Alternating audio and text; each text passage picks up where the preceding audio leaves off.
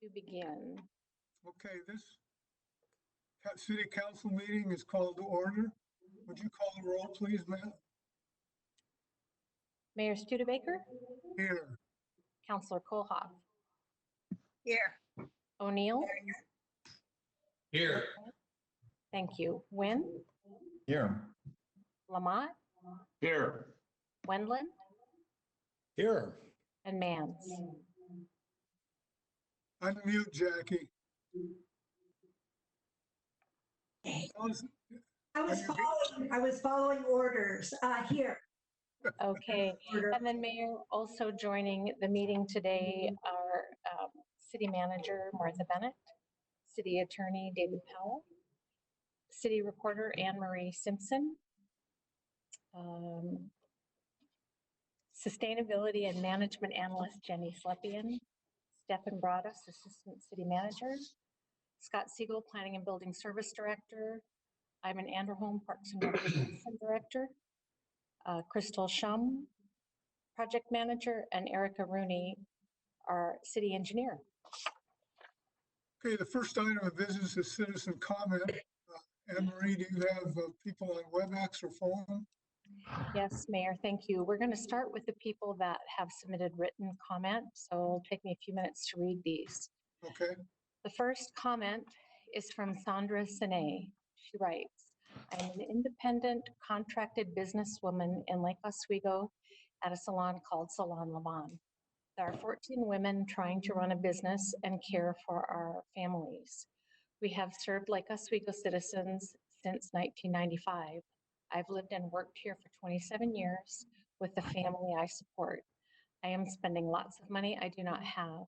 We have zero income right now, and most of us have not received unemployment stimulus, PPP, EIDL, or any other Oswego grant. We will eventually reopen, but right now are buying all sorts of things due to back orders and high shipping fees, etc. We buy expensive disposable products and sanitation. We will probably have limited people working due to 6-foot rules, which will also take our money. Our clients will not come unless we can assure they are safe to sit in our chairs. Our plight is unique due to the 6-foot rule, which will require strict rules with lots of expenses, including installing plexiglass to keep our Lake Oswego clients safe. Please consider us for any assistance you could offer to us. Open up our businesses. We are drowning and the threat is nothing you seem to believe it to be. Numbers are extremely low and do not warrant this action. Let's not crush our economy and many, many people's lives. Please stop this insanity.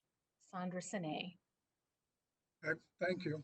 And then the second comment is from Rick Cook. He writes, was hoping someone would give an update on the Recreation and Aquatic Center, MOU between LOSD and City, timetable and process for MOU moving to an IGA, off-site improvements, traffic study completed, posted somewhere, costs, partnership of LOSD and City. Please do not lose sight that it is the citizens of Lake Oswego that are paying for all of this. Taxpayers do not get to, quote, partner, unquote, with anyone to fund this. Coming out of the taxpayers' quote, pot, unquote, using two different scoops. LO School District and City Council. Hope neither one comes back soon with another bond measure. My well is looking a little low. Thanks for keeping the city sailboat afloat during this challenge. Thanks for what you do. Comment number 3 is from Monica Evanson. I've been a self-employed hairstylist in Lake Oswego for 35 years. I haven't been able to work since March 12th. However, I still need to pay rent and other recurring bills. We have 14 people working in Salon Levon, and we're all struggling and afraid of losing our businesses. If we can't pay our rent, and the owner of the salon can't pay hers, and the property owner can't meet his bills, I am hoping if there are more funds available for small businesses, you'll consider us. And of course, the many other locally owned salons in the city in the same situation. Comment number 4. And this comes from Edward Conrad. And it's regarding the COVID-19 Business Assistance Services by the Lake Oswego Chamber of Commerce. I must applaud the efforts of the City Council, protect local business, and encourage safe business reopenings as the COVID-19 pandemic evolves. It is not clear, however, that exclusive cooperation with the Lake Oswego Chamber of Commerce will emphasize the safety of workers and customers in business reopenings. Unsafe business practices are a reality. It is easy to find reports of local, national, and international examples of businesses punishing workers who do not want to work in unsafe retail, restaurant, and service, e.g. medical environments. The U.S. Chamber of Commerce does not have a mandate to put employee or customer safety first. Policy of the U.S. Chamber of Commerce includes the Chamber's Employment Policy Division focuses on advancing employer concerns and interests in a wide array of policy debates, from pushing back on flawed OSHA proposed regulations to exposing the union's role in the efforts to impose a $15, quote, living wage, unquote. The Chamber is the leading employer voice on matters affecting workplace policy. The U.S. Chamber of Commerce has also strongly objected to efforts to mandate availability and limit price escalation for personal protective equipment to fight the current pandemic. The Lake Oswego Chamber of Commerce website personnel shows an interim director and one member of the four One Edge Media consulting firm. It is not clear who in the chamber is uniquely prepared to deliver the aforementioned services as stated in the May 5, 2020 Council Agenda Item 5.3. The first 2020 goal articulated on February 4th, 2020 by the City Council included increasing the partnership with the Chamber of Commerce. There remains the unstated first duty which the City Council owes to the safety of the citizens and workers of Lake Oswego. This duty goes beyond lawn signs. If it has not done so already, I encourage the City of Lake Oswego to approach private organizations such as labor organizations, including those that represent city workers, grocery employees, and healthcare workers, or public entities such as Oregon Occupational Safety and Health. Cooperation with these or similar groups should be pursued to complement the exclusive agreement with the Chamber of Commerce, as the Chamber has a stated mission which is counter to the safety of citizens and workers. It is a mistake for the City of Lake Oswego to enter into an exclusive agreement with the resource-poor Lake Oswego Chamber of Commerce.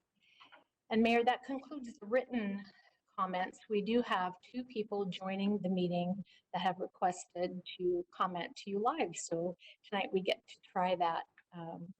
Okay, And great.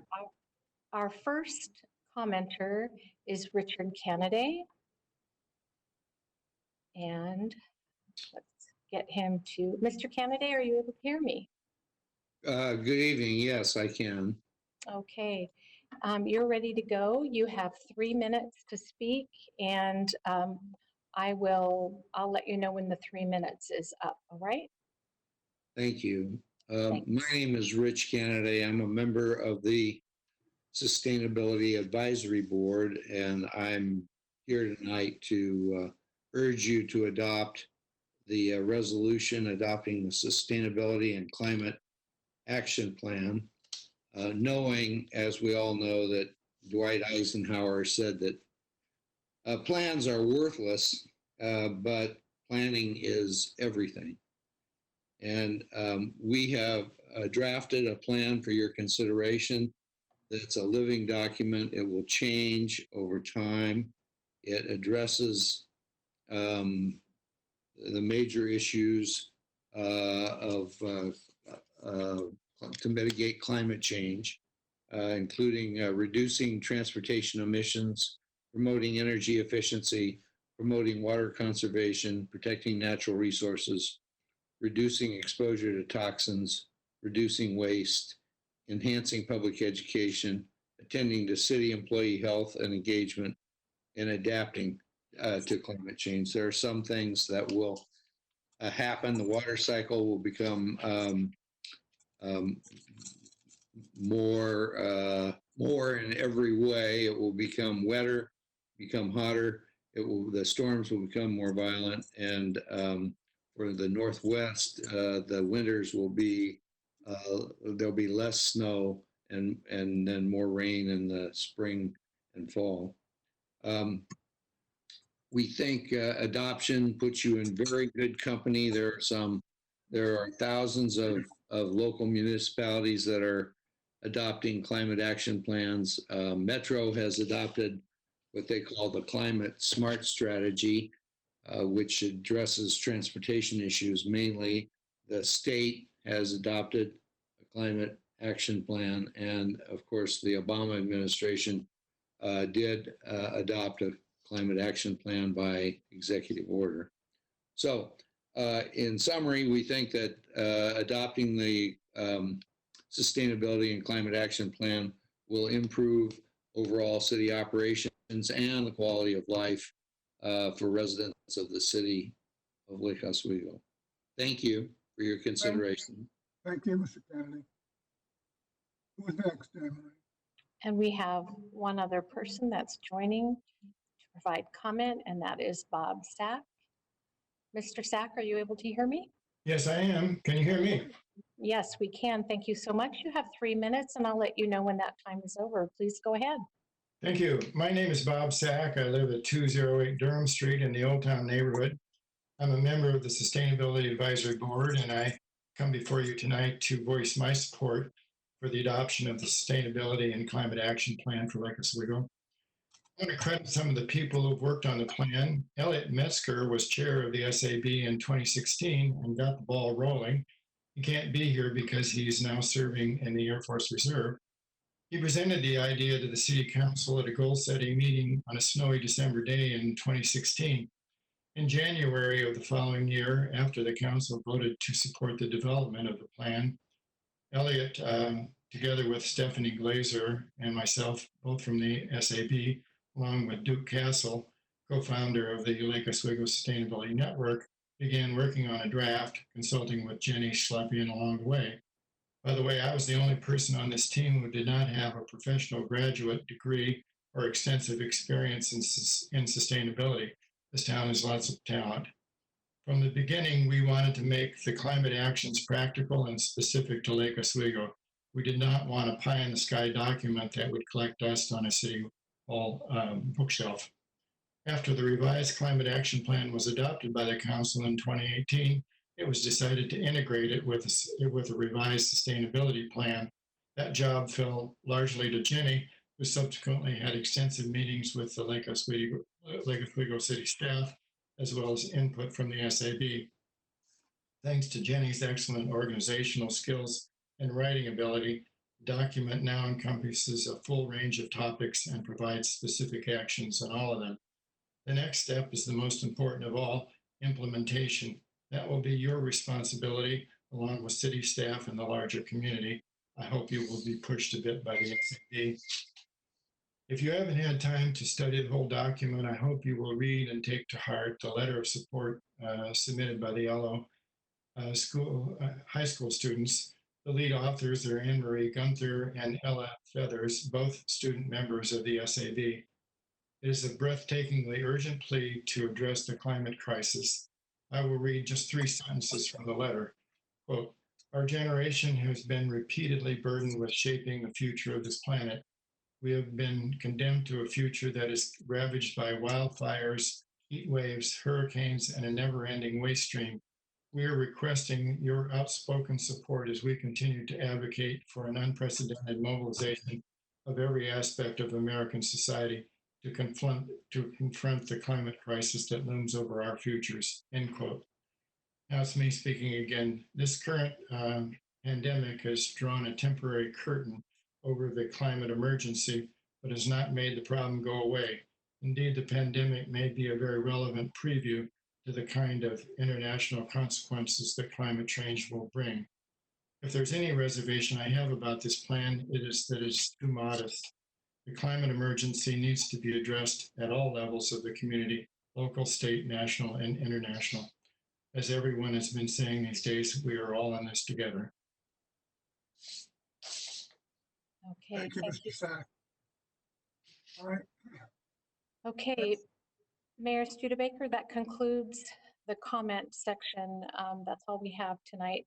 I did want to mention that Councillor Nguyen lost connectivity and he's working to dial back in. All right, the next item on our agenda is a public hearing. First one is regarding the November 3rd election nominations. Mr. Powell, is there something you'd like to say on it? I'll go ahead. Yes, Mayor, this is the time set for a public hearing on Ordinance 2848, an ordinance of the Lake Oswego City Council amending Article 11.02 of the Lake Oswego Code to allow for the November 3rd, 2020 election, declarations of candidacy instead of nominating petitions for city council positions. The time limits will be, for testimony, will be 3 minutes per person. We'll begin with a staff report, then testimony, then questions of staff.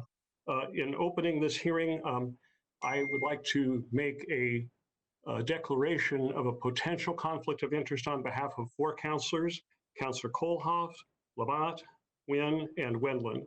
And the reasons are as follows. As you know, if a vote would go to the financial benefit or detriment, however large or small of a councilor, that constitutes an actual conflict of interest. If it could go, no matter how small, to the benefit or detriment of a councilor, then that's considered a potential conflict. And if that's declared, as long as it's declared on the record, which I'm doing now, the councilors may proceed to deliberate and vote on the matter.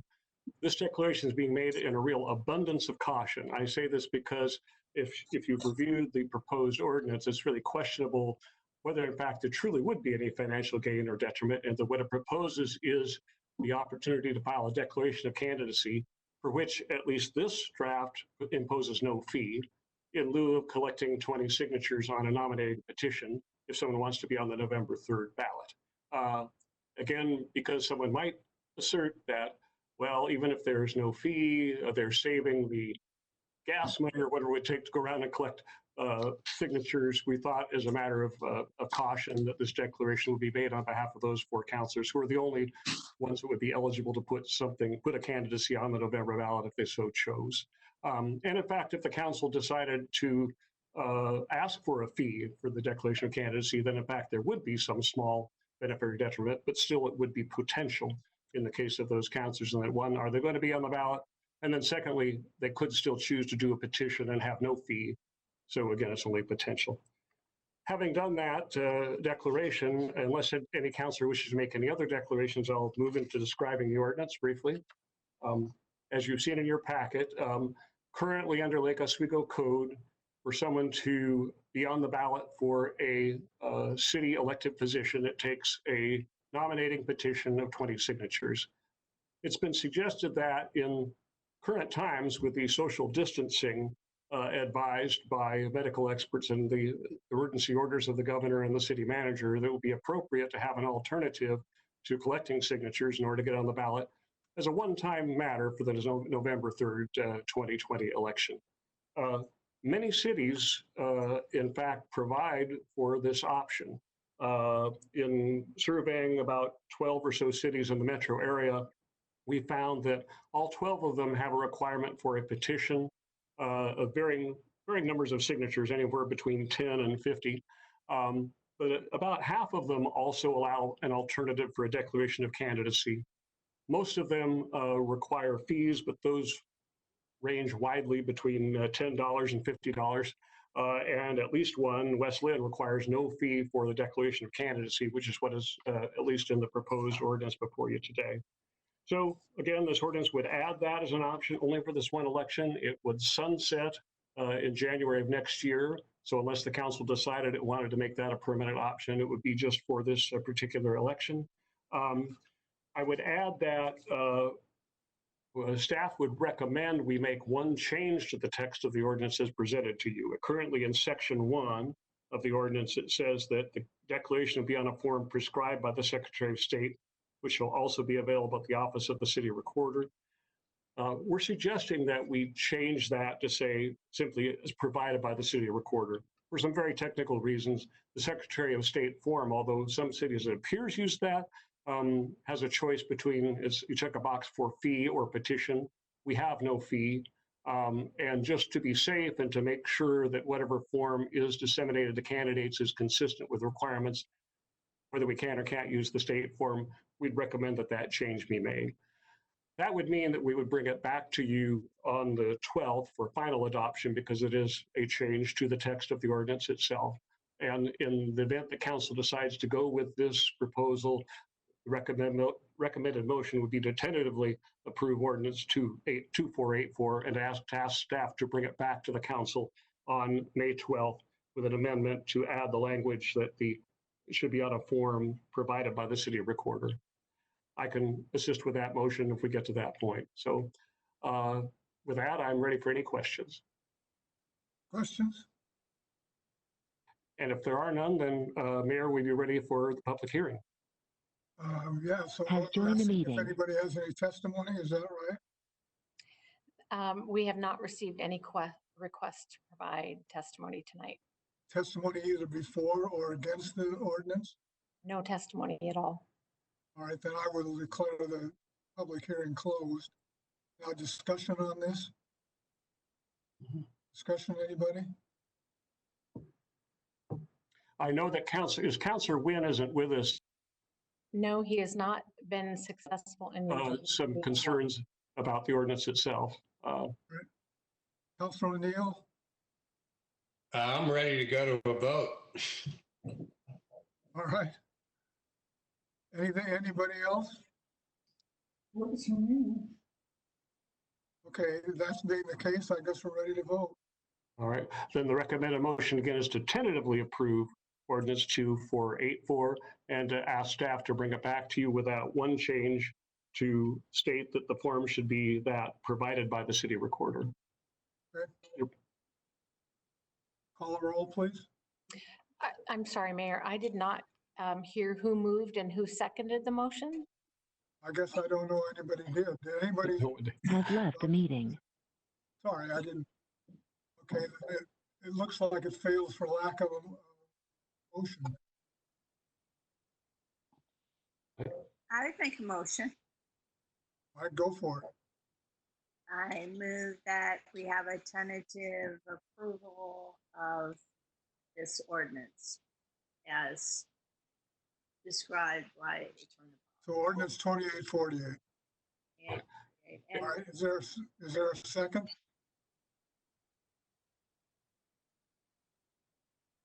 It's gonna die with no second. Okay, motion dies for lack of a second. Thank you. Next order of business is resolution 1965, sustainability and climate action plan. Oh, Is there somebody that's going to present to us, Jenny? yes. Okay. Yeah. Can you all hear me? Anybody who can't hear Jenny? Yes, no? Okay, go for it. Okay. Hello, everyone. Thank you for giving me a reason to take a shower today. It's nice to see all of you. I am bringing back to you our Sustainability and Climate Action Plan, hopefully for the last time, through Resolution 1955, which is a resolution to adopt the Sustainability and Climate Action Plan for Lake Oswego. I don't have too much to present because we really went over the history of it at the study session, and I'm not sure everybody wants to sit through the 3-year history of it again. So I just want to go over the few changes that were made that were brought up at the study session. So if you remember, the study session we had was February 18th, which I know feels like 6 years ago. And there were in the before times, as I like to call it. And a few of you had some suggestions for changes that we make, which we did incorporate into the plan. The most significant of those were to include some sort of financial projection for each one of the actions. And we didn't calculate every single one, but we did give categorized guidelines for each one. So it's either under $5,000 or $5,000 to $10,000, $10,000, etc. And that is all indicated there. So you can see whether it's basically a low cost to no cost option or one that will be significantly expensive. And the way that we ranked it is not over the entire span of the plan, but as an annual cost to the city to do that particular activity. We also clarified the EV fleet goals. So what it was before was that we would have 50% of the fleet, of eligible fleet, essentially be electric. And we changed it to clarify more of what the purchase process should be for electric vehicles. So instead of having a deadline, it says now that every time we're looking at buying a new vehicle, we should do an analysis as to whether it makes more sense to buy the electric option or to buy the standard gasoline combustion option, and to make a case for one or the other. And again, that only applies to eligible vehicles. So again, that leaves out our fire engines, street sweepers, and all of those large heavy vehicles for which no EV option currently exists. And then we did, so this is not something that we discussed because we had no idea that this was upon us. I went through and I looked at how each of the actions was broken down in terms of when we were hoping to accomplish it, and did find that we had really front-loaded the plan to do the majority of it in the next basically 2 to 3 years, which is ridiculous in normal circumstances, but especially now. So taking into account that we don't really know how long we will be doing this and how long our priorities might be in a different place, or some of our funding mechanisms that we have at the city might need to be diverted into different projects, I went and I reorganized the implementation schedule of a lot of the activities so that we're not hoping to accomplish an insane amount over the next 2 years, that we're giving the city council and our staff time to work on projects that suddenly pop up out of nowhere, and be a little bit more realistic about what we hope to accomplish. And I think that will help with some of the staff anxiety that we had. The other big, it's not really a change, but it's more of an update. So a few of you had asked about the goal that we had for our greenhouse gas emissions reduction, and that we didn't, at the time when we made it, have any sort of measurements for that, and that we were hoping to get those measurements as our baseline from Clackamas County. They are proceeding with their climate action plan and greenhouse gas inventory. It's a little delayed right now just because the consultancy that they're working with is working from home, but they are still mostly on track. And so we may actually have a greenhouse gas inventory for Lake Oswego by the end of June. And why this is important is that we may, I don't want to say we're going to come back, but it may mean that I can give you an update to the plan maybe sooner than we had hoped, in terms of where we are right now with our emissions and where we need to go, which is great because that really does help us a lot. And then the other item that I added to it was I specified what the review process would be. So I know there was some discussion about what type of a progress report you would like every year, and how in-depth that should be. And so we added some specific language that we will review it in full every 2 to 3 years, but still provide annual reports every year on what we're working on, make little changes if we need to make little changes, and that SAB every year will go through a process as part of their goal setting on making recommendations for what the implementation focus should be. And the letter that they provided, which is at the very front of the plan, lays out what they think the focus should be moving forward in the next year, which will be of no surprise to anybody. It's EV infrastructure. And then, of course, as many of us who are spending our days at home are realizing, gas-powered lawn equipment. So that is their recommendation for the next year. So those are essentially the only changes that are in there. I know there were lots of little grammatical changes or little mistakes, and we went back and clarified those as well. But as far as anything big and broad, it's just what I essentially summarized to you now. So I am happy to answer any questions that you may have. Jenny, Yep. when I read through this, it struck me this is a plan. It is not a mandate. Is that correct? Well, I mean, our plans are generally something that we choose to follow in our operations. I understand that, but you're not ordering people to do particular things in this document, are you? You're suggesting lines of activities. Your council goal says that you would implement the the pieces of the plan that pertain to city operations. So I guess we would want a little bit more specifics in your question, but the things like the gasoline-powered yard equipment, that's not really about city operations except for the yard equipment that we own ourselves. That would be a policy conversation that would come back to you. So we wouldn't implement that until you took further action as a council. Okay. Am I making sense? But the things around things like fleet, we would begin to implement. Well, we've already begun to do. Yeah, but we will implement it based on what this plan says, as opposed to our current practice. Okay, thank you. Other questions? Yes, Councilor O'Neill. Jenny, this might be something that we want to set as a goal to work on. You know, part of the plan, you had a pretty good sized section on solar, and we're in the midst of looking at building, obviously, this new recreation center, which is a huge consumer of what solar could do well for. So one of the things that I think would be helpful for our city to always have solar, you know, as a top priority. And Martha, you'll love this. My biggest pet peeve is Davis-Bacon laws.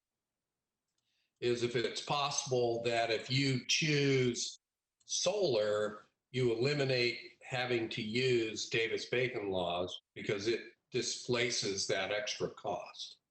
And that would really incentivize our city, but I think if other cities heard that, they'd be all over it.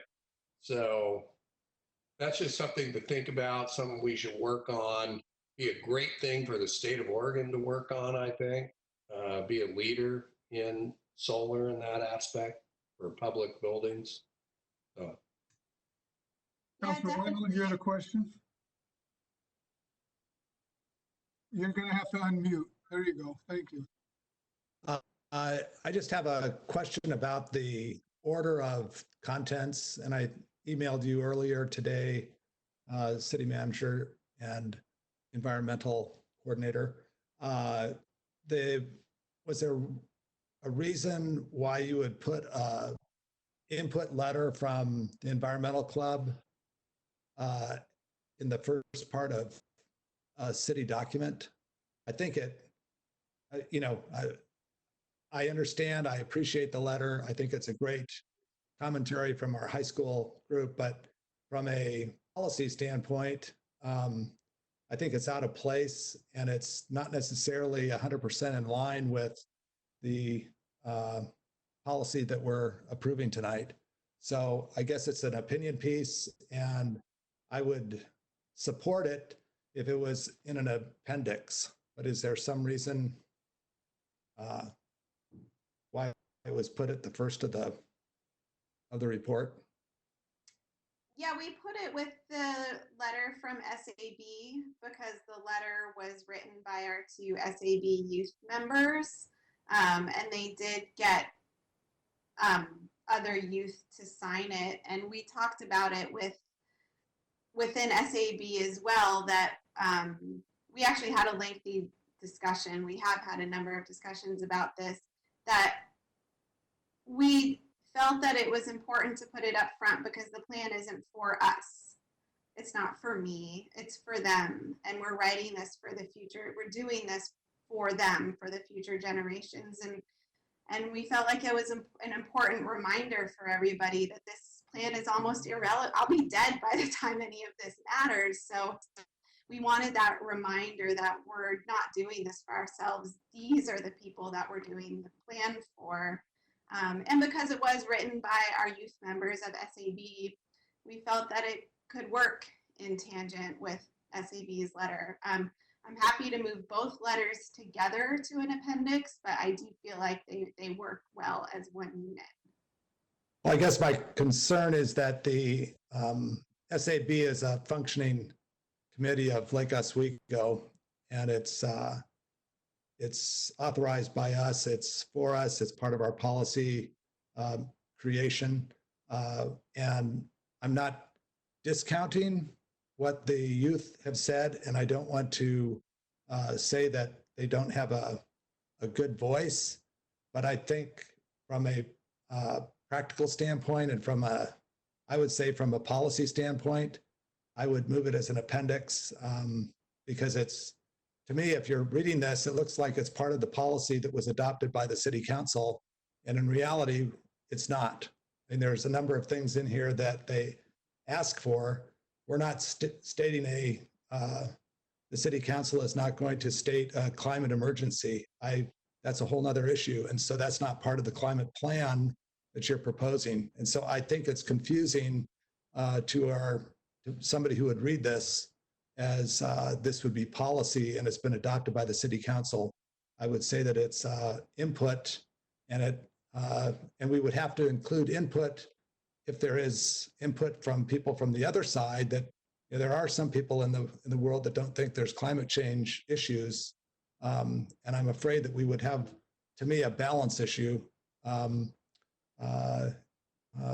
that I'm not saying yes to climate change or no to climate change. I'm just saying, as good government policymakers, this is an opinion piece within a document that we're approving. And I think it could be confused by people that are reading through this, that it's policy of the Lake Oswego City Council. And that's my concern. So that's it. Well, I'll leave it to the people who are actually responsible for this plan to make this decision. I mean, my name doesn't deserve to be on this. This is a community plan. So I guess I will leave it to Martha and maybe David Powell. No, Jenny, I think it's fine to move both the document from the SAB and the students as an appendix, as feedback the council received on the plan. I think that's fine. Okay, well, yeah, I can move it to the back then. Thank you. Councilor Lamont? I have a few lines that I need to check because they were confusing. I think overall it was great work. So I just wanted to hit a couple pages when we're ready. I think John and Skip may have the broader questions. I've got a few specifics where there was a little confusion. So whenever we're ready for that. Go. Go for it. Okay, page 1415. EV3, work with developers and large landowners, churches, schools, etc., to educate them on the benefits of providing EV charging stations and multifamily housing developments and new parking garages. I didn't see the connection between churches and schools and multifamily housing and parking garages. I think if we're working with developers and large landowners, it's on everything. Large parking lots, large parking garages, multifamily and other developments. So I think it was a disconnect on what the front of the sentence and the back of the sentence meant, unless I'm missing something. Okay. I didn't either. That was a suggested change that I make. Yeah, I look at that and I see, why are we talking to church or school about a parking garage and multifamily when we should talk to them about their parking lots? Oh, we're not talking to them about parking garages. We're talking to, because they are large landowners with large roof areas, we pulled them out as places that would be good options for solar. I know, but look at the rest of the sentence. Yeah, Jenny, I think I see what he's saying. We'll fix that. I don't think that changes the policy intent. No. So we can fix it. Okay, page 16, TR1. So if you just go down to TR1 real quick, this one was a little confusing. So here we have advocate for more bus shelters, and it's going to take us 10 years to get little bus shelters, which I can't believe. And then the last bullet, the fourth bullet, was work closely with TriMet to advocate for improved bus service to Lake Oswego. Improved bus service doesn't have anything really to do with bus shelters. That should be a TR2 or TR1A, because we've got to advocate to get them to do the plan that they presented to us when I was on the planning commission. And so when we get the funding lined up with them, we could have better bus service and better transportation and traffic flow and less congestion and pollution. But it has nothing to do with bus shelters. So I think it was folded in there last minute. So I think it has to be TR2 is work closely with TriMet to advocate for improved bus service to Lake Oswego. If everybody agrees with that. Sure. Yeah, that was Okay. something that we worked out internally, but Okay. And that's just wordsmithing by you, but if everybody's cool with that, then page 17, the Frog Ferry is a cool idea, but it's not just Portland, because Milwaukee, Oak Grove, West Lynn, Oregon City, they're all on that idea, and we would love to get into some sort of a network if it's feasible and dollar-wise. So it's not just us to Portland, it's those other cities. Okay, Councilor Lamont, how many specifics do you have? 4 more, 4 or 5. can I just clarify, do you want then in that to list all of the cities, or what's the change? Just take out the to Portland. Yeah, just water taxi service on the Willamette River. Right. And then we'll figure it out. Yeah, feasibility studies would figure it. Okay, next one is page 17, TR4. Okay, so this is one that I still think there's confusion from last time. Partner with LOSD to create safe routes to schools and walking school bus days. So what is a walking school bus day? I think I know, but it's a confusing statement. What is that? A walking school bus is when you have a group of children that are walking accompanied to school as a group, as opposed to in an individual cars. Okay, so they're so called walking school bus days. yeah, so that's a small thing. The first part of the sentence is a huge thing, and we've all been pushing to try and get safe routes going. I understand we targeted March 2020 to get the new priority list for safe routes to schools. We still don't have it. And we have a 5-year target here. So are we waiting 5 years to get safe routes to schools teed up and funded and help? Not all are going to be funded, but we got to get on this. And it's way more important than one walking school, the bus day, or bus school walking day. So I think there's 2 thoughts there that are going on. So again, with the dates that are on there, it's not that we're waiting 5 years to do it. It's that we hope to have it done within the next 5 years. Okay, if that's clear to the engineering department, that will help us move this thing forward. But splitting the 2, I think, leave it, but it's a major thing and a little minor thing. So that was the confusion. The next thing is page 17 on the bottom. City, TR7, city to develop employee ride sharing forum. Is that for our city employees or is that for all the private sector? Because we're really getting the ride sharing now with Bob Sack and some of the Lake Oswego Sustainability Network. No, this only applies to city employees. All right, so that might be, you might have to add city to develop city employee, because I think it might be that we're trying to get it to all the private guys, which is not a bad idea. Okay, page 18 on the bikes. BK2, construct bike lanes and designated bike routes within Lake Oswego. Again, we're moving on these up to 5 to 10 years. Again, we're not pushing them off to 5 to 10, then I'm okay. Okay, page 27, all the way down, shoot down to page 27. And this is water quality, water conservation. And the question I had there was, and I'm trying to move it down quick here, 26, 27. Water WCI 1, I think it is. Here we go. Okay. The last bullet under WC1, water conservation, is allow for use of gray water in city facility plumbing. Now, remind us again, does the state of Oregon allow gray water reuse? Yes. Some states don't. So we have it state mandated. We could do it. And I think where the mayor was going is this one that says, yeah, let's open our minds and let's use it as a policy. It's not a mandate right now. But let's explore it if we do the Park and Rec Center, the pool center. Yeah, to explore the use of it, yeah. Okay. All right, next one is page 27, WC2. Move down. It said expand automatic meter reading program. Now, we approved automatic reading meters for the whole city for residential. Is that correct? Yeah, so if that's correct, then this is saying expanding it to larger commercial meter reading. Is that right? Great. Okay, that clarifies that. And I'm on the last stretch here. Let's see, page 31. an issue that keeps coming up, and we haven't really got our hands around it, and it's been becoming costly. On page 31, it's NRI or NR1, okay? Develop a natural resource dashboard. One of the things that we don't have is a list of homeowner associations, how much acreage they have in sensitive lands, and the costs that are coming and haunting a lot of these HOAs, including mine included and some others, where they're not managing those lands and it comes back at 50,000, 60,000. I heard there was an HOA with 5 homes and it was a $220,000 cost to fix in the back their sensitive lands. So I think we got to get the HOAs in here as well so that Scott Siegel can go ahead and do the inventory of where are HOAs and what are they doing with these sensitive lands.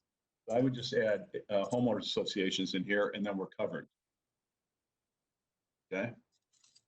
And page 33, real quick. The gas-powered mower, gas-powered equipment, it says investigate strategies to reduce exposure to emissions. Well, it's not just exposure to emissions, it's the noise. We've got more complaints, I think, on the noise because most people don't know how bad the emissions are. So it should be investigate strategies to reduce exposure to emissions and noise pollution from gas-powered lawn equipment. We had somebody going 2 doors down from us, so we couldn't even think twice in the house while they were going. So noise and air pollution. And I think that's it. Thank you. Anybody else have any input on this? All right, do I hear a motion? Oh, I'm sorry, Councilor Kohoff? I wanted to discuss 2 things. So this is still question, isn't it? Yes, please. So I'm waiting. So then I would propose to pass Resolution 19-55 to adopt the Sustainability and Climate Action Plan with great appreciation to the Sustainability Group and to Jenny. Even though her name may not be in infamy, you did a lot to this. So that's my motion.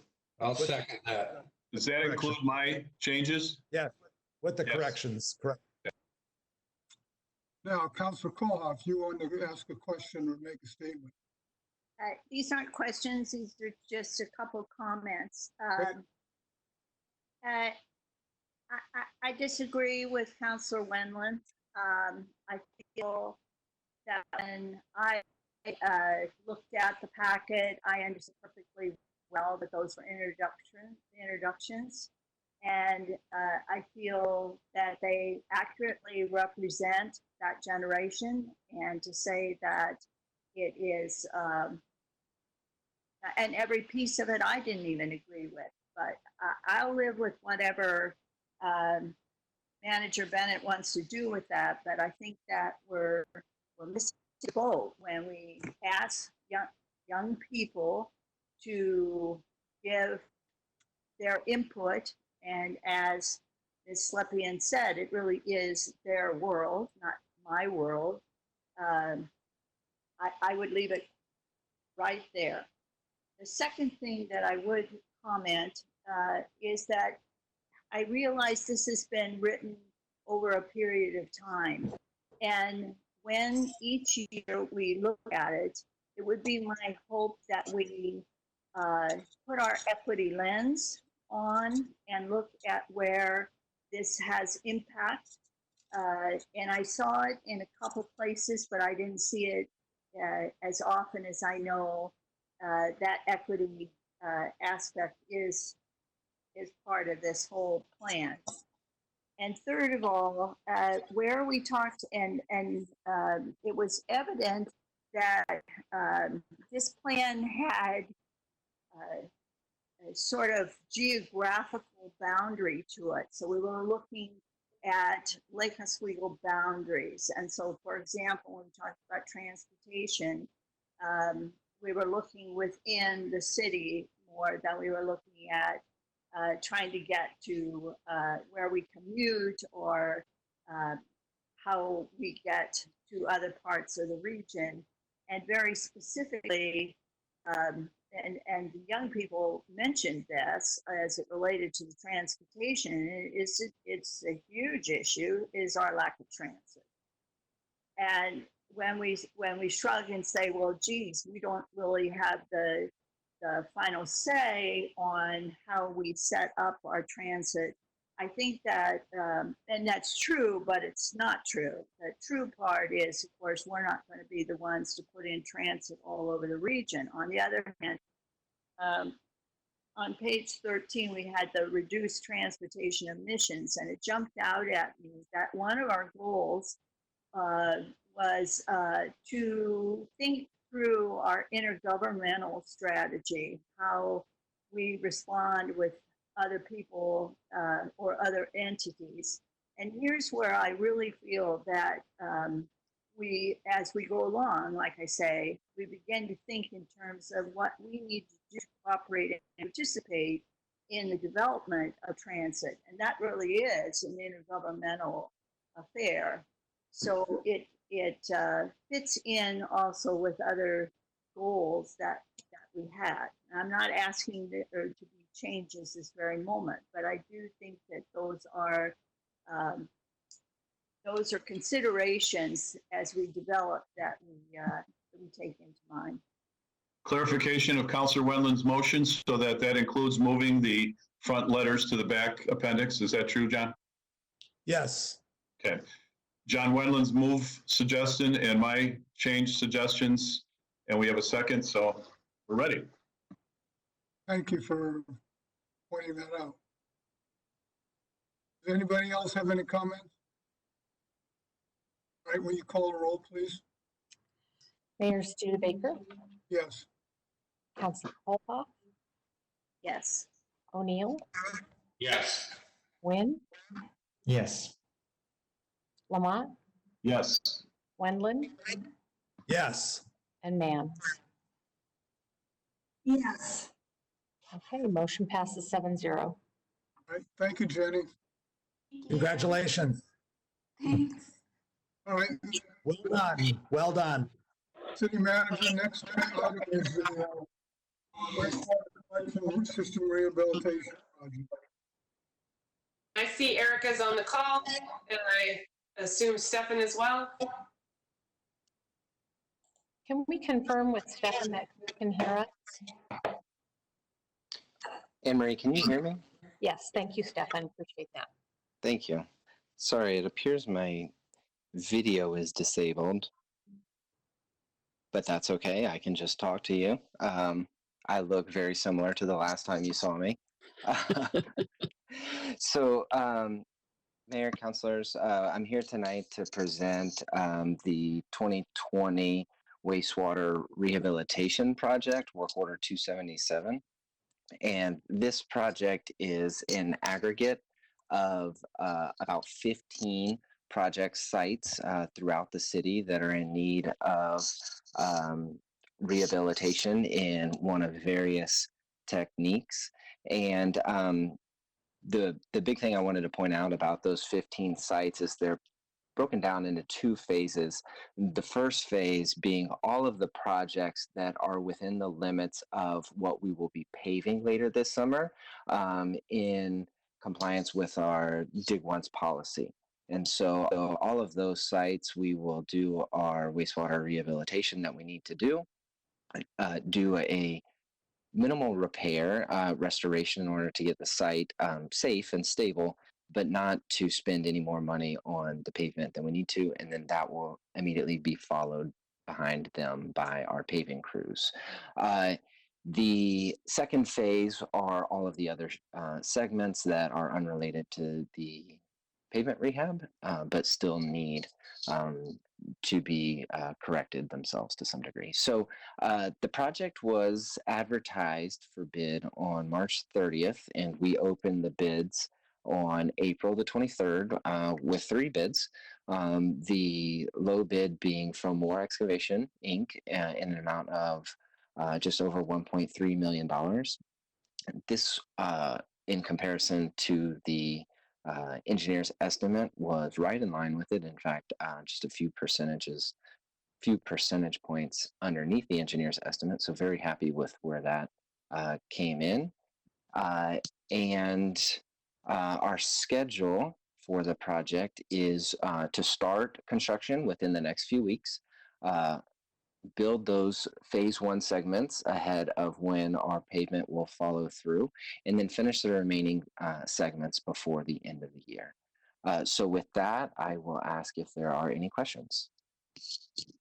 Questions, anybody? Stefan, it appears you've done a good job. There are no questions. Can I move to award a public improvement contract with More Excavation Incorporated for construction of the 2020 wastewater collection system rehabilitation project, work order 277, in the amount of $1,309,035.50. I'll second that. Nope, either way. Okay, we got a motion made and seconded. Any discussion? All right, call the roll, please. Mayor Studebaker, Yes. Councilors Koha, Yes. O'Neill, Yes. Nguyen, Yes. Lamont, Yes. Wendland, Yes. and Mans. Yes. Motion passes 7-0. Thank you. City Thank you. Manager, you're going to now describe for us the agreement with the Lake Oswego Chamber of Commerce. Actually, I thought I'd turn it to Scott Siegel, who has patiently sat through the meeting so far, and ask him to lead this part of the conversation. Right. Scott, are you there? Yes, I am. Can you hear me? Yes. Okay, good. Thank you. Good evening, Mayor, members of the City Council. So the proposal that's before you is a request to authorize the city manager to enter into an agreement with the Lake Oswego Chamber to provide business assistance in response to the COVID-19 crisis. And as you may recall, earlier in April, we brought to a business assistance plan that included several tasks. There was outreach and promotion of existing businesses that are open and that were trying to operate and make it known that they were operating. We did work with the Chamber of Commerce to develop and implement that what I would call marketing and promotional campaign, working with our communications team and social media. And the Chamber of Commerce was instrumental in delivering that through their network of existing businesses, not only Chamber members, but other businesses in Lake Oswego. They were able to help us reach out to the business community right away and begin building a list of businesses that are operating, push that out on social media, and kind of help get the word out. The second deliverable on the business plan was the business grants that were focusing on small businesses in Lake Oswego. And so we did work with the Chamber again on that to promote the grant program, to answer questions that were coming in from the public, along with our Citizen Information Center. We really teamed up to deliver that and to expedite it, really. So we wouldn't have been able to do that without the Chamber's support. The third component of the business assistance plan that we have yet to deliver is what is proposed as part of the agreement with the Chamber. And that goes to some of the soft skills that the city does not really have the capability or the personnel to deliver on its own. And those have to do with strategic business assistance planning and developing networks and really social and support networks among the businesses of Lake Oswego. And that's what's proposed here. So working with City Manager Bennett and Chamber Director Liz, we've developed a scope of work that we think is reasonable, can be implemented over the next 10 to 12 months with several tasks really front-loaded here in the next several months that will deliver what we had proposed to you back in April. So the scope includes meetings with our rapid response team, which is an existing team that the city has in place that consists of the mayor, the city manager, the assistant city manager, myself, and a council member who we've been meeting. We meet really when there's demand or in response to business expansion or business retention requests and issues that come to our attention. It's really been kind of a tactical team that gets together and assists businesses with any matters that the city has some span of control over. We see that really the need to further kind of build on that approach by bringing the chamber into our um, conversations as we are approached by businesses now that are, we would be delighted to see some businesses come in and say, we're manufacturing PPE, or we're here to help businesses that maybe their supply chain is interrupted, and we actually we're able to deliver what it is that they need. So those are the kinds of inquiries that we would like to be. We feel that we're in a good position to assist um, prospective businesses when they come to us. But I think we'd be even stronger by having this partnership with the chamber. And it is a council goal or objective, from what I understand, to strengthen that relationship with the chamber. So the rapid response team is one way that we can deliver that. The chamber would also work toward developing really industry segment specific networks. So helping to develop kind of peer communication or contact among businesses and in sectors that have a complementary relationship. So, the restaurant and retail, personal services are all able to support, may be able to support one another in ways that we haven't really capitalized on in the past. And so that's an example of a strategic network that the chamber could help forge, and at least for the next 6 to 12 months, help individual businesses achieve something that they wouldn't necessarily be able to do on their own, and bring these businesses together to have conversations about how they can move forward. The other elements here have to do with communications. So the business owners listserv is something that the chamber has been developing, actually, building on the email lists that they have.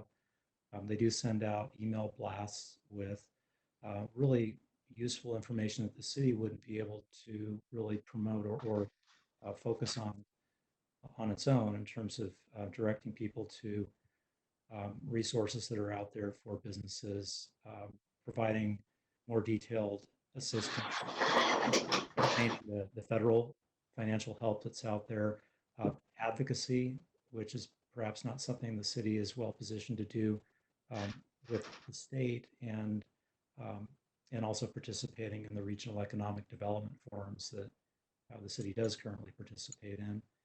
So the listserv would be a way to bring Lake Oswego businesses more into that conversation that's occurring at the state level as well. An example of this is where the state and business, Greater Portland and the state have asked for input on some of the reopening measures or guidelines that are being developed for different types of businesses. And the chamber, through its listserv, is putting that information out so that businesses can look at that, and they can provide input to the state through Greater Portland Inc. and others. So that's a communication tool, and part of our scope, part of the scope is to assist the chamber. Finally, the last two elements, or the fourth element, is on business counseling.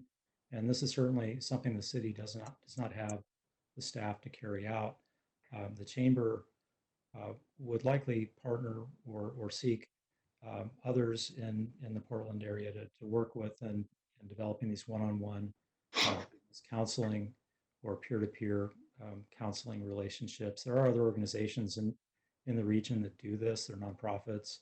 And so we would work with the chamber, and they would kind of take the lead in developing a structure around this where people could get in touch with one another and get support where they need it. The final element here is really more of a conference or symposium, where this is more of the idea of exploring the possibility of holding an event, a virtual event, if that's where we're at, where business owners and people who are working in Lake Oswego and others could get together and actually take what they've learned or what they might be working on, and have a conversation about it. And just as we do in other professional conferences, use that as a means to help everyone kind of learn best practices and move forward together. So that concludes the proposal, and the if you were to direct or authorize the city manager to enter into an agreement with the chamber, the fee that we've recommended is $22,000, and it's outlined in the staff report how that would be, what that procurement would look like and how the chamber would be compensated. And I'm glad to answer any questions that you might have. Mr. Siegel, quick question. Would this be something that is done in fiscal year 2020 to 2021?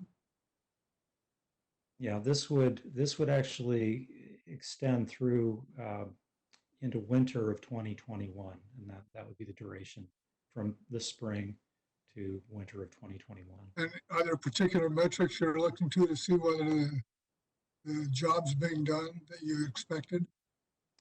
Yeah, absolutely. So the rapid response team is really a function of meetings and developing actionable measures that come out of those meetings with the team. The business support networks, the scope calls for at least 3 networks, and we are looking for at least one of those that would bring in retail, restaurant, personal service businesses. Okay. And the listserv itself, I think that kind of the success of that would be measured in the number of, volume of communication, so emails that are posted, responses that businesses receive through that channel, and so on and so forth. So we do have some metrics that are incorporated into the scope. Okay, great, thank you. Other questions? I'll make a motion if you're ready. Yes. I'll make a motion to direct our city manager to enter into an agreement with the Lake Oswego Chamber of Commerce for business assistance. Second. Second. Okay, there's been 2 seconds, so there's a second, a third. Any discussion? Yes, Councilor Kozloff. So the person, I couldn't remember, Ms. Simpson read from the citizen that was a little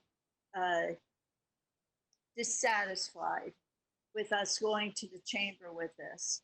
And I have to say that I had sympathy for the citizen. But, you know, there's a big difference between our local Chamber of Commerce and, let's say, the U.S. Chamber of Commerce. And if this were the U.S. Chamber of Commerce, you wouldn't get my vote, because I think that they're very anti-labor. But it's hard to not love our local Chamber of Commerce. And I think that the amount of work and the expertise that they would have is a very good price to have them do that. And they will do a better job. And we've got more than enough to do to be, counseling businesses, for goodness sake. So, no, I'm going to vote for this. I think that they will do a good job for us, and I'm kind of excited about the idea. Councilor Wendland, you had a question?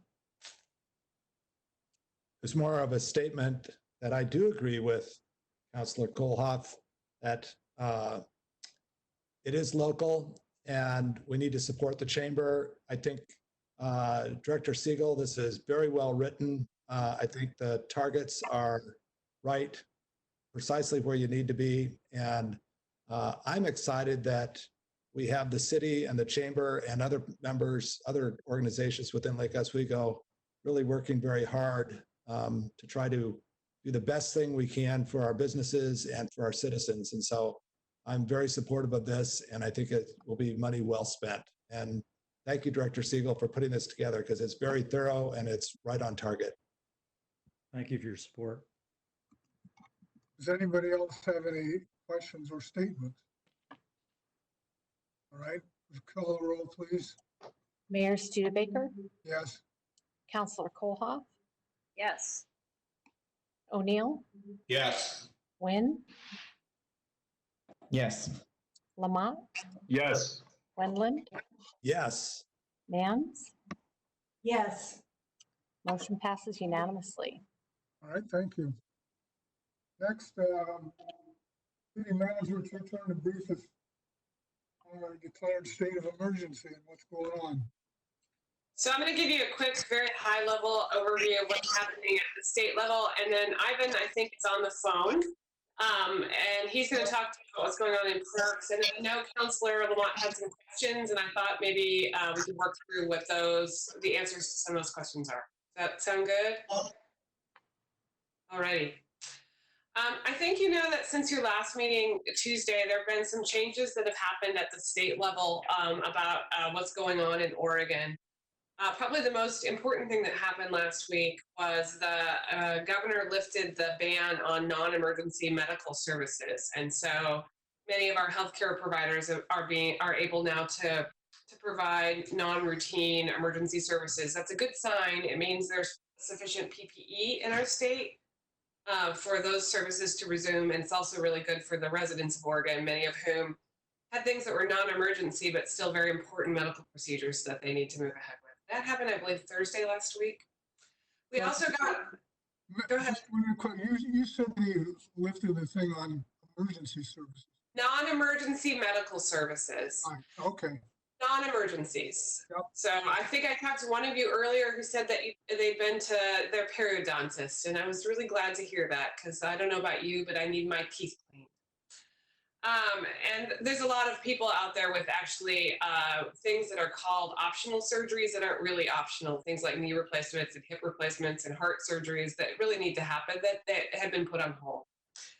The other thing that happened at the state level last week is we got some details on the testing requirements and the contact tracing requirements and what the state's doing to put those things in place. That happened very late in the week.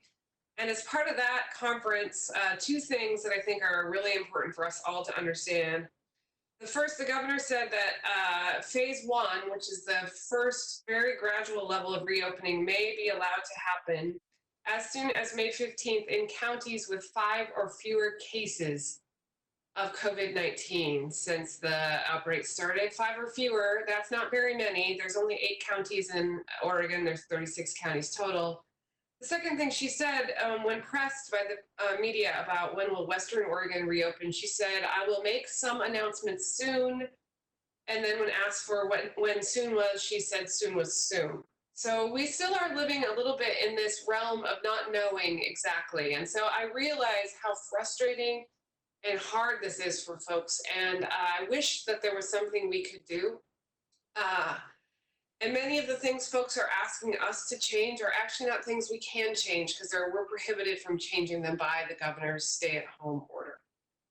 The other thing that has happened is the state has begun to circulate the draft guidelines for what phase one will look like for the 5 industries that are going to be affected. I'm just going to say this out loud. The 5 industries that are going to be affected by a very small reopening are retail, restaurants, childcare, outdoor recreation, and personal services. Personal services means that you and I can finally get a haircut, and folks who need a massage might be able to get that done as well.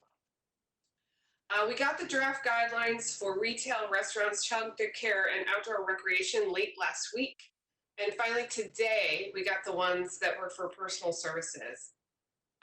Outdoor recreation, we reviewed ourselves because we have folks who are experts on outdoor recreation right here inside the city, but we circulated to the chamber actually in anticipation of the contract you just approved the draft guidelines for the other types of businesses and asked them for their feedback. And we gathered some important feedback about the elements of those guidelines that what works and what doesn't work. And we sent those back to the state of Oregon. I expect we will hear some more announcements about putting those in place and when phase one might happen by the end of this week. The governor said that she'd be releasing more details the week of May 4th. And so here we are, it's May 5th. So sometime this week, I will say we often don't get a lot of notice about when those announcements are going to happen. For example, there was an announcement today or a press release that some day use parks, state of Oregon day use parks are going to be having a partial reopening tomorrow, which we learned about this afternoon. So just so you know, we'll give you as much information as we absolutely can, but we're not getting it a lot faster than the general public. And in fact, I think our staff would tell you that oftentimes we're watching the governor's press conferences at the same time as everybody else in Oregon is. We have sent feedback about the role of outdoor rec, because I will say the first set of draft guidelines, and since Ivan's on the phone, he can speak to this a little bit more. They were very focused on state park type facilities, not really focused on urban parks or parks that have playgrounds and ball fields.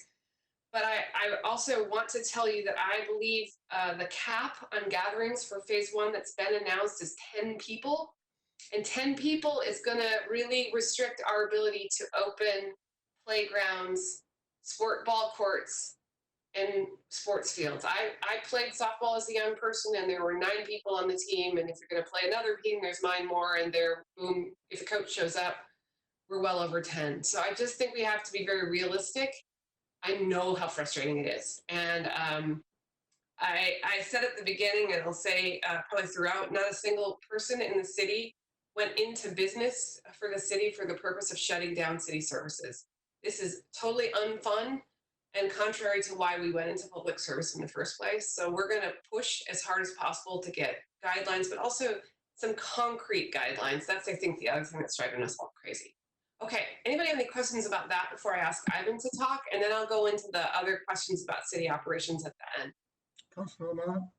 So the non-emergency healthcare can open, and they open this week. I think some neighbors have talked about that with guidelines.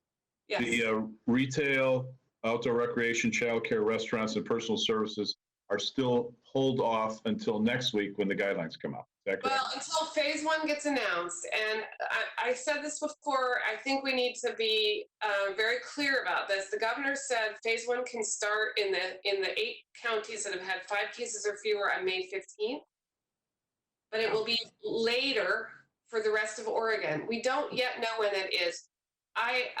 If I were a betting person, and I'm not, actually, I'm very conservative with my money. If I were a betting person, I'd say it's going to be after Memorial Day. So a salon cutting hair is not till June, right? After Memorial Day. Memorial Day is on the 25th of May. So, and we are, let me say again, I am concerned that anyone thinks that the salon is going to go back to operating the way they used to. The guidelines are going to restrict the scope of operations. And I'm sure that Councillor Wynn can talk about how some of the guidelines for restaurants, really for many restaurants, means the current way they're operating in terms of takeout only is going to be the way they keep operating, because the table service guidelines are just really unworkable for many of our restaurants. So that's where we are. I will tell you that we understand, I'm sure all of you also understand how frustrating this is for everybody, not to get some concrete details. I've been listening to various county and state and local online meetings trying to inform us of what's going on and what's going to happen. And I got to tell you, they're not particularly informative, because the governor has not been able or not been willing, one or the other, to make some concrete announcements. And I understand that circumstances change and she's trying to be cautious, but I also know it's driving people crazy. I know people who are practically going bonkers having to stay as much as they are. So we will try and communicate as best we can, as cordially as we can, with our state people, to let them know what that frustration is all about. Okay, so with that, if nobody else has any questions about sort of what's happening contextually, yeah, Councilor Wynn. Councilor Wynn, a question, yes. So we still have the jurisdictional authority to open up our parking lots for our parks, right? Yeah, and when Ivan talks, I think he'll talk about sort of the thinking about those kinds of things. Okay, then I'll wait. Yeah. Okay. Anything else about the context? Okay, Ivan, could you go ahead and, assuming that you're actually here, give a... I am. Can you hear me? I don't see it.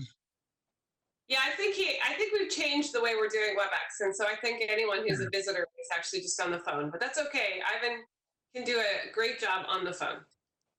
Yes, and unlike Stefan, my appearance has changed dramatically since the last time you saw me. So, no. Is that why Basically, self-machine? yes. Basically, we have some good news on the parks front. So, as I reported the last time I was before the council, I kind of detailed out some of the things that we're doing that are in both mandated by the executive order, but then also are aligned with the support of the governor's office and what we've done.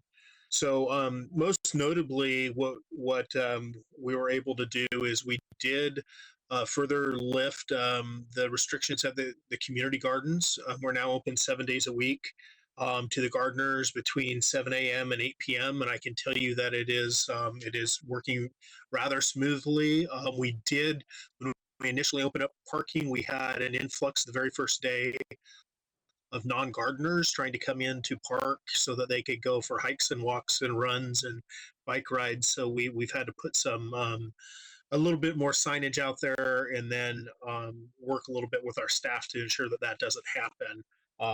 So that's working out well. Yesterday morning, we opened up the municipal golf course.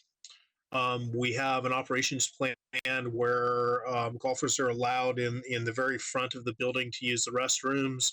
And outside of that, we're serving them through a window in the clubhouse. I would say that we were fairly busy, not overrun, not overwhelmed. And for the most part, a lot of smiling faces. And as Tom Mueller, our manager, and one other staff member did go out and travel around on the course, they did observe that without incident, everybody was social distancing and behaving and doing everything that we asked them to do when they checked in. So that is working out really well. We also, in the last 2 days, unceremoniously have opened up some of our park restrooms. So we have some single restrooms that are open, knowing that we are still experiencing higher than normal loads of people coming to our parks, even though our parking lots aren't open. So we actually have 8 different restrooms open. We have a restroom open at Azalea Field, George Rogers Park, Foothills, Millennium Plaza, Sunderleaf, West Lake, East Waluga, and West Waluga parks. So all those areas where we're seeing a lot of traffic, that our parks folks have been seeing a lot of traffic, we have done that. What we've done is we've highlighted the door on the restroom that's open, that it's open. These, with the exception of George Rogers Park, are all single-use restrooms. So they're one in, one out. George Rogers, we don't have that luxury, so we open the upper restrooms, which are the old 1960s style, no doors, open air, a lot of room restrooms. So we also, in conjunction with that, we did turn our drinking fountains back on. Part of that was also to work on some stagnant water issues that we were dealing with. So those are flowing. Again, like I said last time I was presented to you, council, I honestly think that that's going to be a self-regulating thing. And if people choose to use them, they're there. If people need them in an emergency, they're there. But I think a lot of people are going to choose not to use them. Moving into later this week and next week, we are looking at, depending on how we see the flow of people and the demand for people show up at our certain parks, we are looking at our dog parks. We have Pilkington Park, which is a non-fenced area for people to exercise their dogs. We also have McNary Park up in Mountain Park. We're looking at a couple of those where we would allow access to those. And then Azalea, we're we're kind of on the bubble on Azalea primarily because we don't have a good way to segment the parking lot and also the athletic field. I will reiterate what Manager Bennett said about athletic fields. We are seeking and I can say my colleagues from around the metro area are seeking some clarification on athletic fields from the governor's office. The governor's mandate specifically said sports courts. And so we're looking for a definition of that, because really what happens under Executive Order 2012 is that sport courts were mandated closed. In addition to that, no sporting events. And the sporting events, interestingly enough, weren't in like large community event section of the order. They were called out as a specific thing, as in sporting events. And then obviously, Manager Bennett mentioned the no groups larger or no groups. And then the first phase, the information that we've seen is it looks like it's going to be groups of 10. So with that, I did craft a letter late last week, sent it out to all of our youth and adult sports organizations in Lake Oswego, and basically reiterated that, you know, we want to be their partners in getting them back on the field, and we want to do that when we can and in a safe way. However, really in our mind, there are basically three things that need to happen with the Executive Order 2012. One of them is there needs to be a change to it that allows us to have sports courts and or fields, or separate the two and define them, lifted. We need to be allowed to have sporting events of some sort, because regardless of if we regulate or let reservations happen, we will have games happening that will look like sporting events. And then the last one is we do really have to have that threshold above 10, probably at 25, before we look at the athletic fields. Our hope is that we can get some definition from the governor's office on athletic fields. Really, what would be nice is if we could in some way open those fields, because, and I'll speak to you about this, because of, like, take, for instance, Westlake Park. It's a very large park. The athletic fields are 90% of the park. And even if we didn't sanction athletic events, but we got some indication that the athletic fields, it was okay for us to open those, it would act as a relief valve for the people that want to go outside. A household, you know, 2 kids and a parent, something like that, where they would be able to have some space. So, you know, we're searching for that information that makes us comfortable. But with that is also the parking. We have to, at the point that we decide to open the gates to some of these athletic fields, I think that it's definitely something that we have to look at, how we're going to allow for parking. Some of the draft guidelines suggest some things like closing every other parking space, which I think is untenable, and really we don't have a way to manage that. But those are the things that we're looking at. And really, what we're talking about with what's remaining closed right now in our parks are our parking lots, our dog parks, athletic fields, courts, and playgrounds. And I'll say that playgrounds, sports courts are the two that are specifically called out in the executive order. So we're waiting for the governor to give us some direction on that. The others, we're being cautious, and also having a lot of communication with West Lynn, Tualatin, Tigard, Wilsonville, Oregon City, about what their timing and planning is for opening up such facilities as well. None of the communities and none of my colleagues in the other communities want to be the only one open, and none of us want to be the last one closed. So with that in mind, we're working through how we're going to do that in an orderly fashion, and are seeking some further clarification on especially on the athletic field question. Councilor Wetland. I would suggest we open up the dog parks and the parking lots tomorrow, but I know you can't do it tomorrow. But I would tell your other colleagues that you're opening and tell them to open up the same time. And everybody, I think, especially when we get into Thursday and Friday of this week, when we have 80 degrees, we are going to be having people out there, and I think we need to be proactive to help. I've noticed people, I walk around a lot in Lake Oswego, people are social distancing, they're doing what they're doing, but I think we're going to get to the point where we're going to have restless people and they're going to just start doing things. And I would like to be ahead of the game and try to contain. And I agree 100%, no athletic event type things, and no sport courts, and no playgrounds.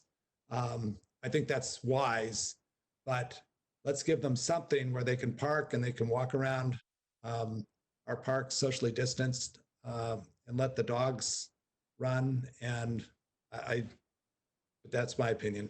So. Councilor Lamont. I'm the same opinion. Ivan, I think is one of the counselors asked earlier, or maybe the mayor did, about what we can or cannot do according to the order. We can open the parking lots if we want, I think. And if that's the case, what's the difference in parking at the grocery store, at Costco, getting your groceries, when everybody's parking space to space? You just watch getting in and out of the car when people are coming or going. So to me, it's just a matter of what happens in the park. I think most people are pretty smart to just, get a picnic lunch and go sit there and not have 50 people. And we just have to put signs, and maybe between the police and your staff just saying, hey, you're conglomerating or assembling a little too much. But I think people self-regulate in the parks as we open them up with caution. Oh, I'm on, okay. If we're going to open parking lots, we probably should consider opening the majority of parking lots. I kind of concur, I sort of concur with my colleagues on that. Things like lower George Rogers parking lot, no. People could certainly walk down to the parking lot. That lower lot is often very full. People you're parked closely. There's not a good opportunity to social distance. Apart from that, the reason why I raised my hand in the first place was I wanted to ask the question of, do we know which day use parks would be opening? And can you share that information if you have it? So the most important one to those of us in Lake Oswego is Tryon Creek. Okay. Is one of eight. Is one of 8 day use that's open. And so, and then the others are actually a little bit further out from the Portland metro area. So I'm actually doing a quick search here, but to look at the and I think the next closest one is Willamette Mission, which is down near Salem. The rest of them are I was mostly Willamette Mission. Yeah, State Capitol, State Park, Cove Palisades over at Lake Billy Chinook, Prineville Reservoir, Joseph Stewart Boat Ramp at Lost Creek, Pilot Butte. So they're fairly remote. The announcement also, which I think is of note, the announcement also took into account that those would be opening, but really specifically, the governor did say too in her announcement that the Columbia River Gorge and Ocean beaches will remain closed as the state works with local jurisdictions on how to best approach reopening them. So I think we're going to see restrictions in the next couple of weeks in a lot of the day use areas around the state will be lifted. The very last ones are going to be the Columbia Gorge in the coast, just because of the mass population that has access to them, easy day access to them. Councilor O'Neill, did you have a question? Thank you. I agree with John and John on opening up the parking lots. I think we're only kidding ourselves. People are just parking across the street from the park. I'm a pretty heavy user of Lesher Farm, so they're just parking over at the church. They're parking at the high school, and then they're just walking over. So, you know, and same thing on George Rogers and those, they're just parking in the neighborhoods. So people are using the parks. Why don't we just make it a little safer for them to actually park in the parking lots? Any other comments or questions? So the only thing, I just want to be realistic. The governor's phase 1 order did say we are going to have to include monitoring. I know you all have been getting some complaints about folks who have been complaining about additional park rangers.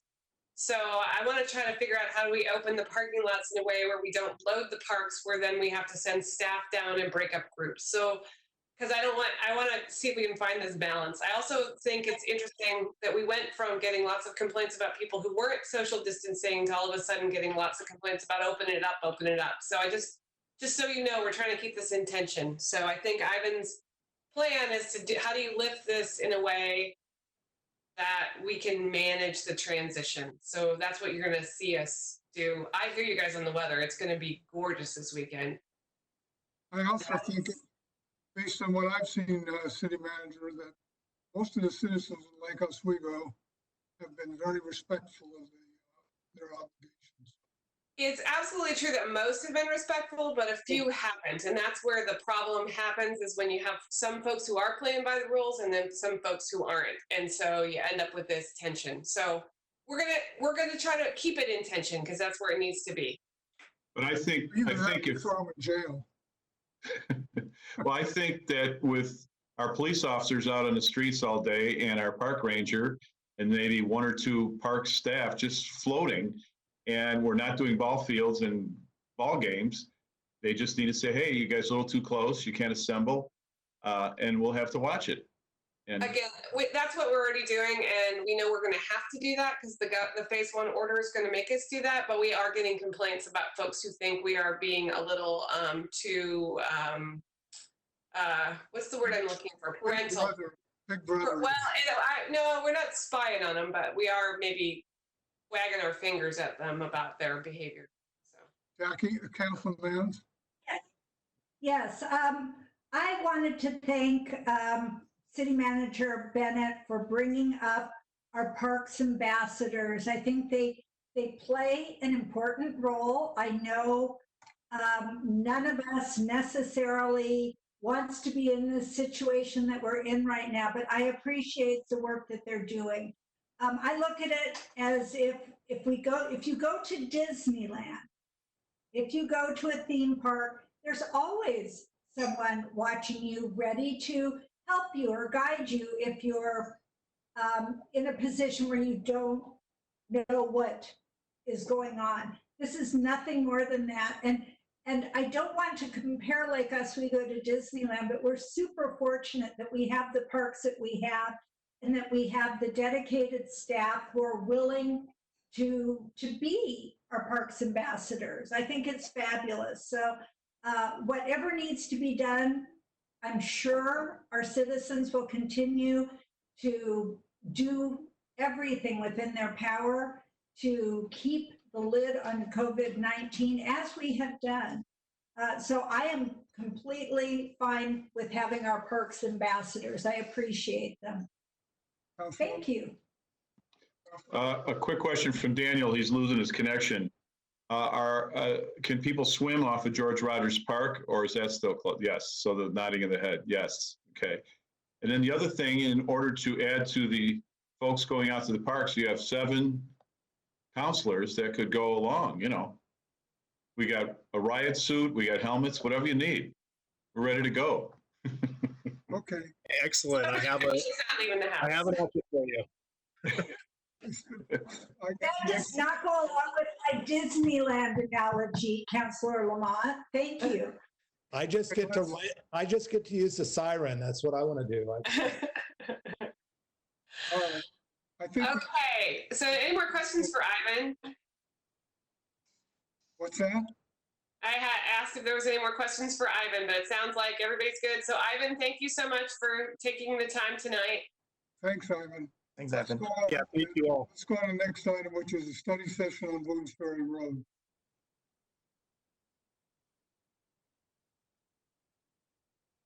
So Emery, can you give me a sharing capability? So you go ahead and do that on your own, Ms. Shum. You'll go to the top of your screen. And you should be able to share my screen. No, it's not available for me. Okay. Let me see if I can make you presenter. Hold on just a moment.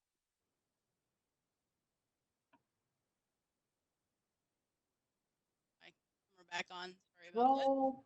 All right. Go ahead and give that a try.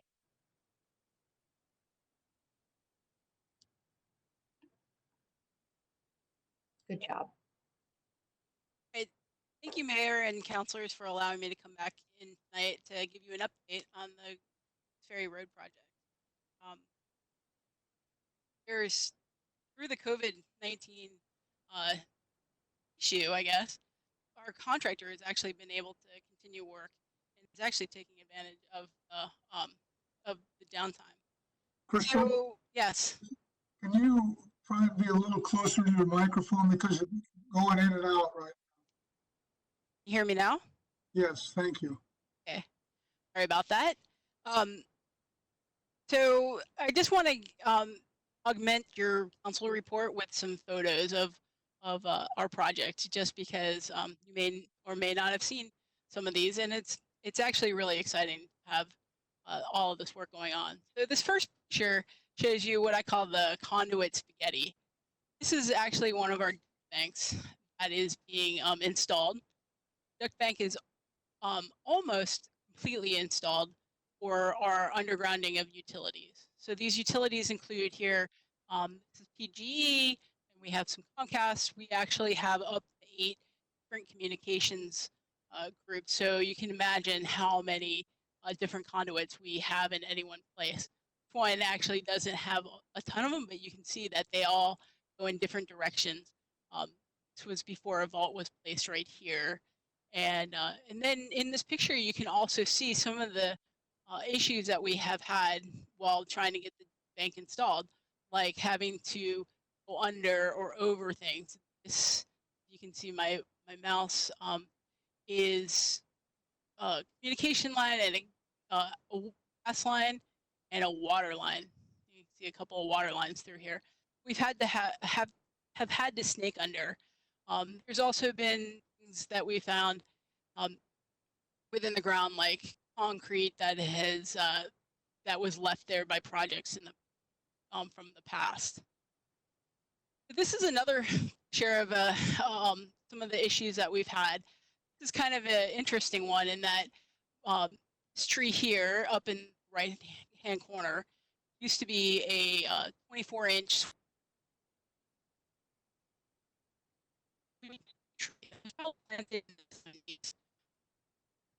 it was planted over on top of a 10-inch high-pressure gas line that was installed in the 60s. It would be this black spot right here. This tree, the stump, actually took about 4 days to remove because it was intertwined with this high-pressure gas line right here.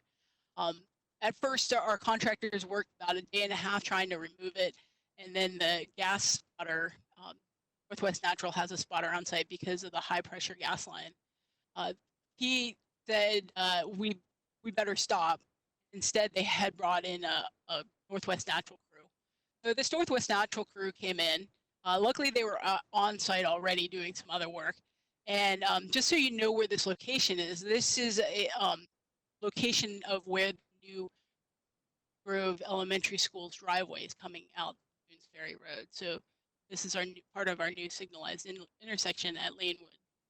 So they came out with a group, used a vac truck to back it out.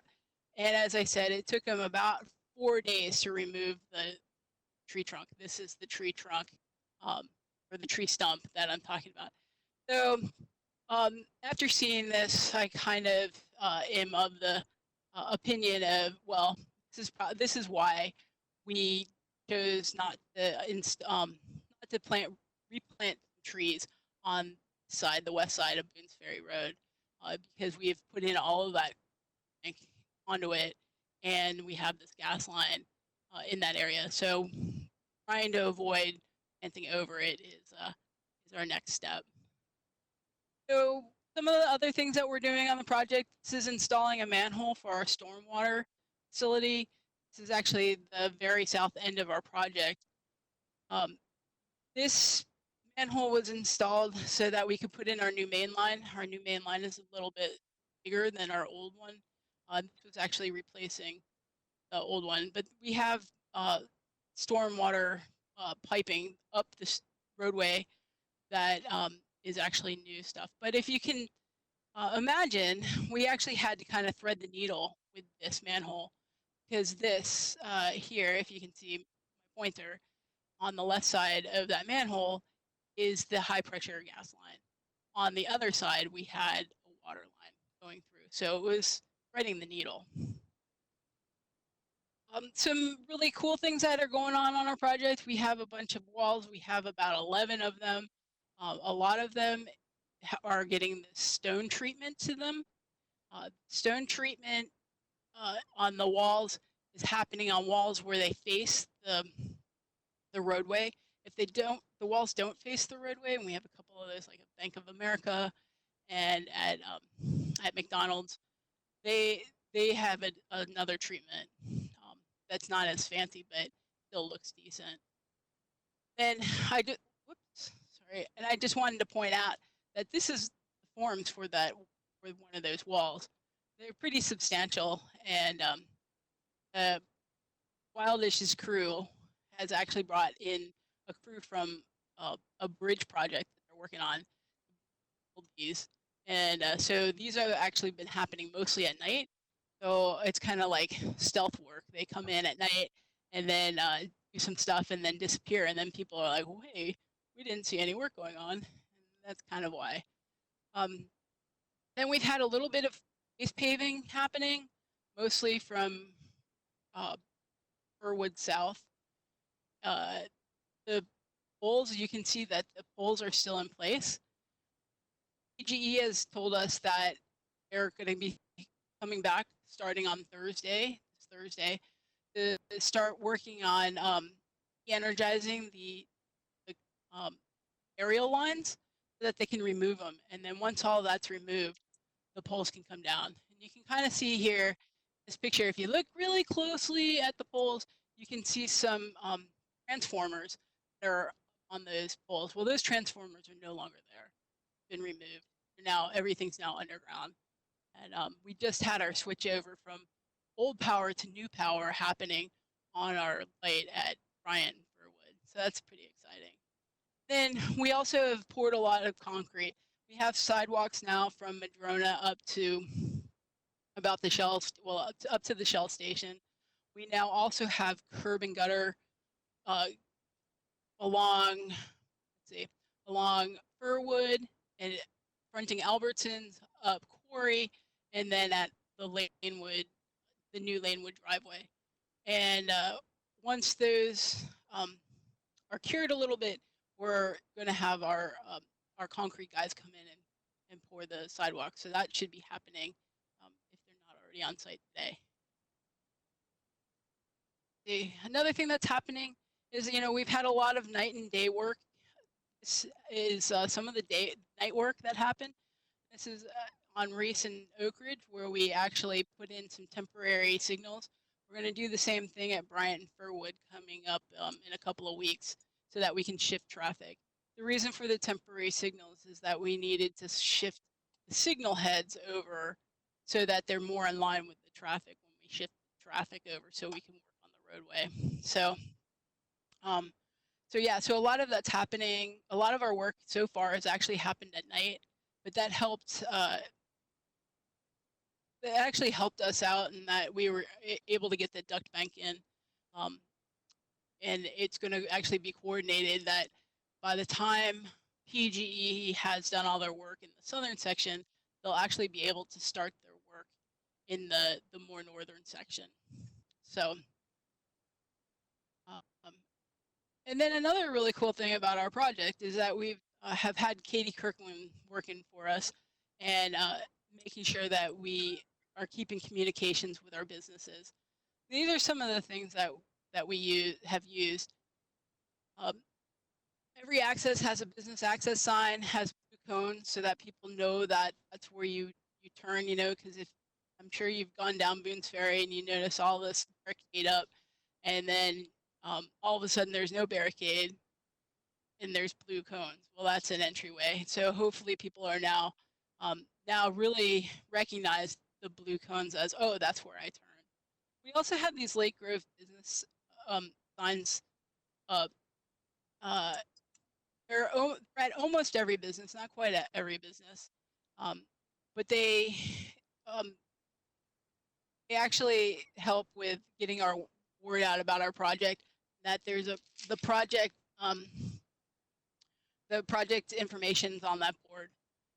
We are kind of moving them around a little bit because we're finding that we're now with especially with some of the restaurants putting out their takeout messaging, we have too many signs. So we are trying to move them around just a little bit so that we don't inundate people with signage because it just gets too busy and you can't not paying attention very well, and some of it hides the people who are walking in our walk areas.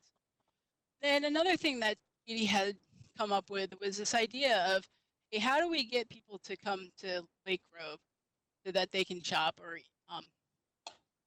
use our businesses? And so she came up with this idea of, hey, let's do a raffle, a monthly raffle, where we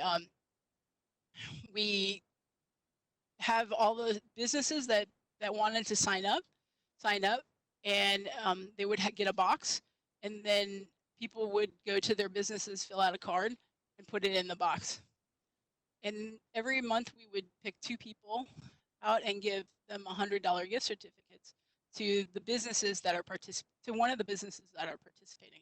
And it's the business of their choice.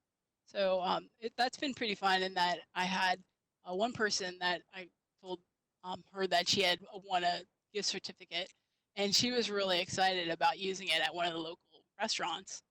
She was hoping to be able to sit outside in the summertime with her family this summer to have a meal. So hopefully that will happen because she was just really excited about it. But unfortunately, because of all the COVID stuff that's happening, this raffle has been put on hiatus. So just because businesses aren't open, and we don't want people touching things and putting them in boxes, we're just trying to make sure everybody stays safe. So for now, this is on hold. So these are the project costs up to April 1st. We're on track for getting this project done in December 2021.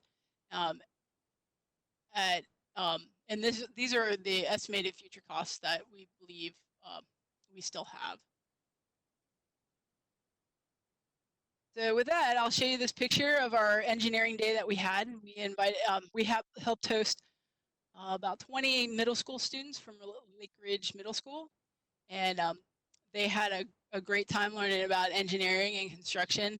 And our contractor was great working with them. They got to see the big equipment and pieces of pipe and manholes and the whole thing. And I think we, both staff and the kids benefited from this day. It was pretty cool. So with that, does anybody have any questions? Questions, anybody?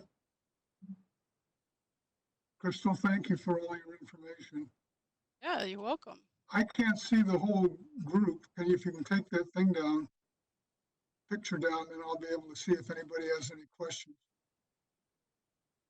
Oh, yeah, sorry. Hang on. I'll stop sharing. There we go. All right, anybody? Yeah, Jackie, Councilor Moons. You got to unmute, Councilman Rand, you have to unmute. There you go. Well, I can see everyone again, and I appreciate that. So I do have one question. I was looking at the piping, the HDPE pipe, and what is the life of that? Is it infinite?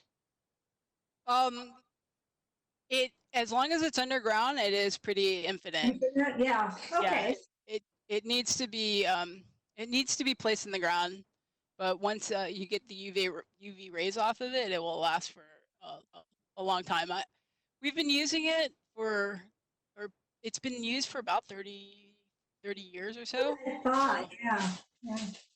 Okay, well, thank you. That was my question. And let me just finish up by saying thank you for all your work during these times. And I am loving the fact that we're undergrounding wires and look forward to other parts of town that we will be able to do that. Thank you so much. Councilor Weinland. So either Crystal or Erica, I know that you showed the budget part. Are we on schedule and we're on budget? And you think that we're going to be coming in at the numbers that you thought we would be? We're definitely on schedule for final completion of December 2021. At this point, it's kind of hard to say where we're going to end up budget-wise, but I believe we're in the ballpark of what we had believed that we would be. I mean, it's kind of, as I said, it's kind of hard because we have a little bit of some give and take, some ups and downs on some of our items, and some of our bigger items we may not be using as much as we thought we would. So there is a little give in it. And do you think, so we haven't gotten into the contingency money then? We're pretty much on plan with what we had originally projected then? Well, at this point, we are on target for what we've projected. Right, but I guess I'm asking, don't we have a couple million in contingency that was allocated? Have we gone into that? We have not gone into that. We haven't, only because we haven't paid out all of what we're going to be paying out. So it's really, as I said, it's kind of hard to tell right now because we are a third of the way through our budget, about a third of the way, I think, through our budget right now. And as I said, we have some gives and takes. So we definitely have increased some items, but we have definitely decreased some other items, and we'll continue to have them decrease because we've decided to kind of go another way with certain things. So when you do that, we have had some efficiencies because of that. But because at this point, it's kind of hard to say. I mean, we haven't, there's a lot of our project that we haven't done yet.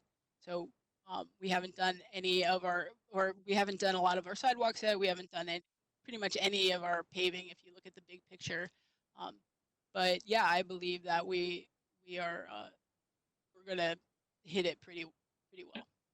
Right, and are all the contracts awarded, or will we be able to pick up maybe some COVID reduced construction pricing that may happen?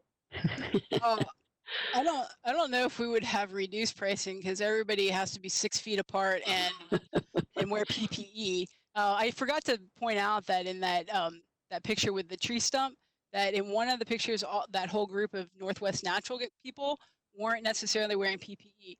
The next day, they were all wearing PPE because that happened right at the beginning of our COVID response. So I'm going to say that we are lucky in that we were able to continue working through the COVID thing, but there are things that had to happen. Like we have now more vehicles on our project because people are, the construction workers are only allowed to be one person, one vehicle at this point. So when you see everybody rolling up to our job and people are, there's possibly people complaining about all the parking that we are now taking up.